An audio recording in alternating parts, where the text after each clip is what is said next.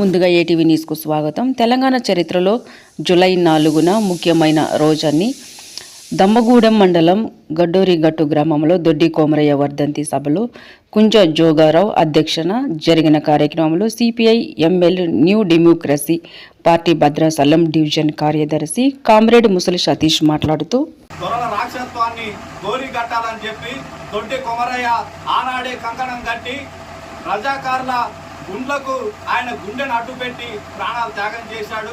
కాబట్టి జూలై 4వ తారీఖు అనేది తెలంగాణ చరిత్రలోనే చెప్పుకోదగ్గ రోజు అని చెప్పి ఇవాళ సిపిఐఎంఎల్ న్యూ డెమోక్రసీ పార్టీకి తెలియజేస్తా ఉన్నాం.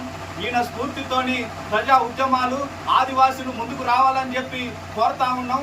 ఇవాళ తెలంగాణ రైతాంగ పోరాటంలో ఎందరో అమరవీరులు ప్రాణాలు త్యాగం చేసి ఇవాళ తెలంగాణకి మనకు అప్పచెప్తే ఇవాళ 2014లో కేసీఆర్ ప్రభుత్వం వచ్చి ఇవాళ ఆదివాసీల పోడు పువ్వులన్నీ గుంజుకొని ఇప్పుడున్న కాంగ్రెస్ ప్రభుత్వం కూడా అదే వైఖరి కొనసాగించాలని చూస్తా ఉన్నది. ఇవాళ అమరవీరుల పైన ఎన్కౌంటర్ల పేరుతో కగార్ ఆపరేషన్ పేరుతో వందల మంది విప్లవకారులను పట్టు పెడతా ఉన్నది. 2026 మార్చి 23 కల్లా ఆల్అవుట్ అని చెప్పి అమిత్ షా కారు కూతలు కూస్తా ఉన్నాడు.